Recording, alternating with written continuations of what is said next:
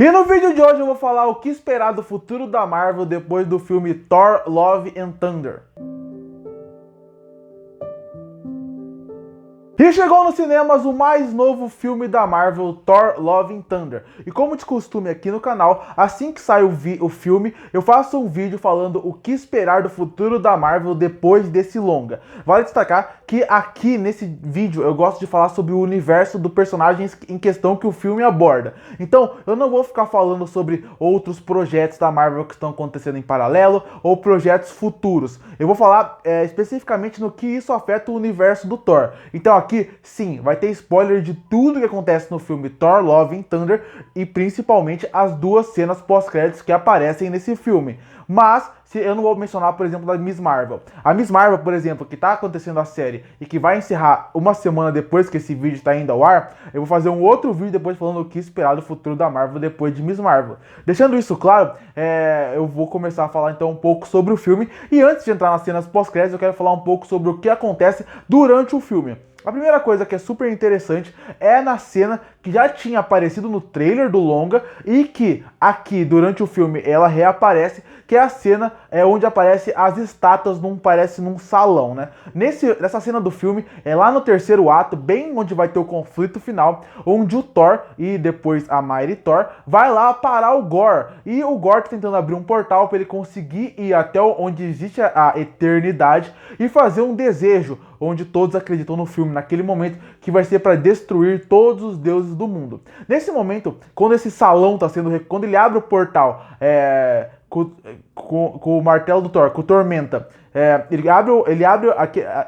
constrói aquele salão, 5 estátuas aparecem, e essas 5 estátuas são muito interessantes para se discutir sobre o futuro da Marvel como um todo, porque elas podem sim ter uma grande relevância em vários projetos da Marvel, inclusive no futuro do universo Thor. A primeira estátua é a do Ion, que é uma estátua que trata diretamente sobre o multiverso. Esse eu acho que ele é o mais difícil de se abordar no futuro da Marvel, porque nos quadrinhos o Ion, ele é um personagem que ele fica muito preso dentro do seu universo. Tem uma saga que ele tem uma relevância porque ele tem uma ligação direta com o Thanos, mas ele é um personagem onde ele ele é meio que um deus dentro do seu próprio universo. Ele do Ionverso, inclusive, onde ele é um cara que ele escolhe seus campeões, escolhe seus deuses, meio que define o destino daquele universo do Ionverso. Esse do 5 eu comecei com ele porque eu acho que ele é o mais difícil de se utilizar, mas a estátua dele tá ali e é bom se destacar. A própria estátua, e essa aqui já apareceu meio que indiretamente no universo Marvel, é o Tribunal Vivo. Tribunal Vivo que já apareceu de relance na série do Loki, porque ele também trata diretamente com a ideia do multiverso. Na série do Loki, ele meio... A função dele nos quadrinhos é a mesma função que ele tem dentro do universo do Loki. Ele é meio que o cara que define o que vai e não acontecer dentro do multiverso, numa questão de... Ele é meio que uma polícia espacial, assim como acontece na série do Loki. Se alguma coisa sai da diretriz do multiverso, se alguma coisa não segue o conceito, ele vai lá e destrói. Se ele vê que um universo inteiro pode ser um universo que vai... destruir outros universos, destruir o futuro de alguma forma e destruir outros universos, ele vai lá e destrói todo um universo. Essa é a missão dele. Ele tem essa missão de meio que controlar o multiverso, ser esse policial do multiverso, onde ele decide o que é bom e o que não é bom para o multiverso. O que é uma pequena diferença do que estava feita pelo destino, ele define se aquilo vai ser importante ou não. E é por isso que também ele é chamado de Tribunal Vivo. Ele é chamado de Tribunal Vivo porque ele decide o que vai ou não acontecer. Ele decide se o universo inteiro vai sobreviver ou não. Ele, como eu falei, eu acho que ele vai ser cada vez mais utilizado, principalmente na série do Loki. Porque na série do Loki, ele já tinha aparecido como um deus daquele lugar, só que no fim eles nunca realmente mostram se ele existe ou não. E nesse ponto, a série do Loki vai ter segunda temporada, e a partir de agora, no universo, eles já mostraram que esse Tribunal Vivo foi mudado pelo novo grande vilão do MCU, que é o Kang, que também vai lá e muda todo o multiverso, vai mexer diretamente com essa ideia do multiverso. Então, eu acho que o Tribunal Vivo já foi introduzido mais ou menos por cima na série do Loki. Eles reforçam o personagem aqui, dentro do filme Thor: Love and Thunder, mesmo que só no fundo, e eu acredito que eu não ficaria surpreso se o Loki fosse atrás de um Tribunal Vivo, ou fosse atrás diretamente desse personagem, para poder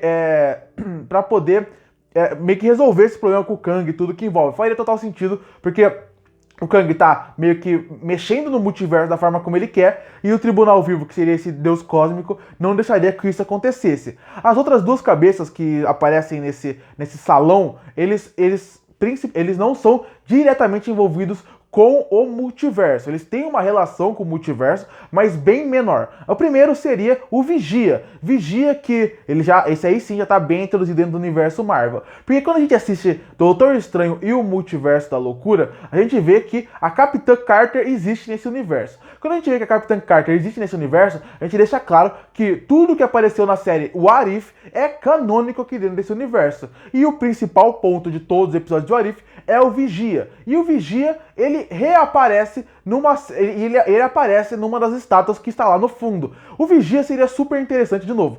Agora que estão nessa ideia do multiverso, com a série do Loki, com o filme do Doutor Estranho e com coisas futuras que vão acontecer, o vilão principal dessa nova fase da Marvel tem envolvimento com o multiverso, como eu já mencionei no Tribunal Vivo, que é o Kang. O Vigia, ele vai ter que em algum momento ser introduzido nesse universo. E eu acho super interessante como eles meio que já introduziram meio que o Vigia nesse universo, quando eles praticamente consolidam que o Arif existe nesse universo e também colocando ele no fundo dessa cena. O Vigia, pra quem não sabe, não assistiu o Arif ou nunca leu os quadrinhos, é um personagem cósmico que ele e sua raça, eles são muito evoluídos pela sua tecnologia. Então, eles têm a missão não de interferir nos universos, mas de realmente vigiar. Cada um vai para uma parte do mundo, cada um vai para uma parte do universo e eles ficam vigiando. Eles veem como acontecem as coisas daquele mundo. E volta e meia os vigias se encontram e eles trocam informações para falar o que eles viram naquele universo. Eles realmente só vigiam o que está acontecendo e ficam relatando o que aquela humanidade faz para evoluir ou não. Eles não vão dar sua tecnologia, eles não vão ajudar aquele povo que eles consideram menor que eles, mas eles vigiam e anotam porque eles são um ser superior. Então o Vigia é um ser que cada filme que passa pode ser mais introduzido. E o último que aparece como essas 4 cabeças principais, e que eu acho que é o que menos tem chance de junto com o Ion, e também tem pouca chance de aparecer, é a Morte. A Morte que nos quadrinhos tem uma relevância muito grande, principalmente no Guerra Civil, no Guerra Infinita nos quadrinhos, quando ela um dos motivos do Thanos destruir metade do planeta porque ele quer dar como presente para sua mulher, que é a Morte.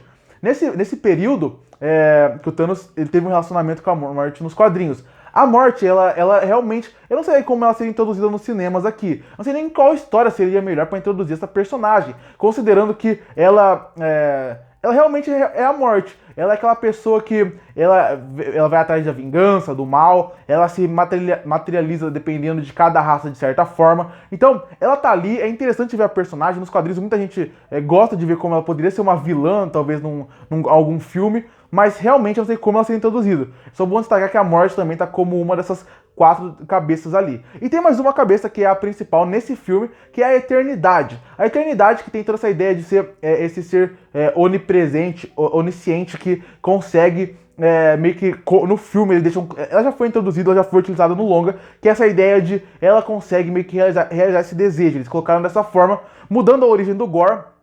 E aí essas são as 5 cabeças principais que aparecem e que é interessante discutir para o futuro da Marvel. Agora, desses dois vale destacar 2 coisas ainda para o futuro. Uma coisa lá atrás que é sempre bom falar, porque caso você não tenha visto o filme e tenha caído aqui de paraquedas, é bom falar que eu mencionei o Loki algumas vezes, mas o Loki não aparece em nenhuma cena do filme e também não aparece em nenhuma cena pós-créditos. Então, se você espera algum vislumbre para Thor 2, para Loki 2, alguma coisa pro futuro do Thor em relação ao Loki, ainda não apareceu. Eu até acho que eles vão reintroduzir o Loki. Eu até acho que seria super interessante uma dinâmica nessa nova menina que o Thor tá cuidando como filha e o Loki junto, mas nesse momento não tem nada de Loki. A outra coisa é essa menina.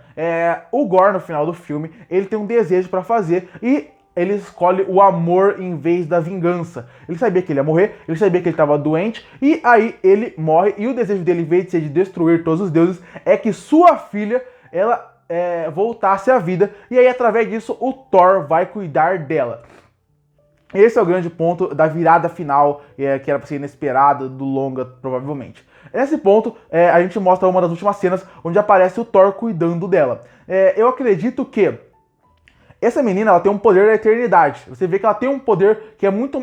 o Gorr, ele só era um humano normal, que por causa da espada, que tinha uma grande adoração pelos deuses pelos seus deuses ali, e através disso ele se decepciona com os deuses, ele pega a espada e através disso ele pega o seu poder, mas ele em si não tem poderes. Ele ganha esses poderes amaldiçoados. E a filha dele provavelmente ganhou esses poderes através da eternidade, que foi aonde ela se renasceu. Então vai ser muito interessante ver como vão utilizar essa personagem pro futuro da Marvel. Como vão fazer a relação dela com o Thor e como vão fazer mostrar ela no sentido de como ela vai usar seus poderes. Mais uma vez, eu acredito que colocar uma personagem tão jovem assim, com um poder tão forte, é mais uma desculpa que eles estão dando para daqui a pouco eles introduzir uns jovens Vingadores, porque cada vez mais tem personagens jovens com poderes para introduzir isso. Ela vai ter super importância nesse ponto e no ponto de talvez no próximo filme, porque se esse filme do Thor foi a ideia da descoberta de quem era ele, essa coisa da parte Zen, o quinto filme do Thor eu acho que seria, vendo esse final, essa coisa dele sendo um pai, de como seria ele tendo uma responsabilidade realmente por uma outra pessoa. Então isso também mudaria no filme do Thor,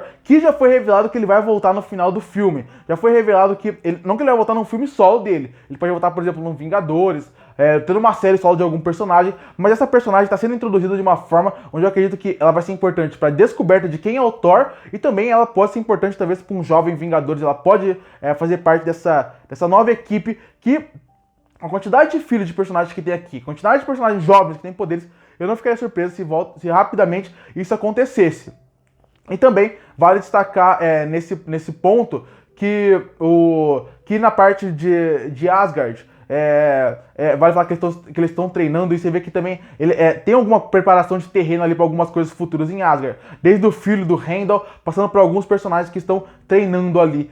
Até a Sif pode ser mais presente, a Valkyria pode voltar com a equipe das Valkyries. Existem algumas coisas interessantes que aí seria muito especulação, mas que eles já mostram que... Porque o terceiro ato inteiro do filme mostra as crianças lutando, e aí a cena final mostra eles treinando. Então eu acredito que isso não é de graça, realmente eles podem usar isso pro futuro. Saindo agora do filme, indo para as duas cenas pós-créditos, vamos começar com a segunda cena pós-créditos, que ela não revela tanta coisa assim, que é só mostrando a Mighty Thor, vivida pela Natalie Portman, que ela realmente morreu em batalha, e por ela ter virado a Thor, ela virou uma guerreira asgardiana, e ela foi pra Valhalla, que é o céu da mitologia nórdica. Ela chega lá, ela encontra o Heimdall, vivido pelo Idris Elba, e ele agradece por ter salvado sua filha, e a cena acaba. Eu acredito que essa cena pode ser de duas formas. Ela pode realmente servir como um futuro, realmente eles podem realmente explorar a Valhalla e dessa forma trazer deuses nórdicos para dentro do universo do Thor mais fortemente. Inclusive o Odin seria interessante voltar através disso. Eles podem ir para esse caminho, ou também pode ser só um final bonito para Natalie Portman, para a personagem dela que só teve um filme, merecia mais.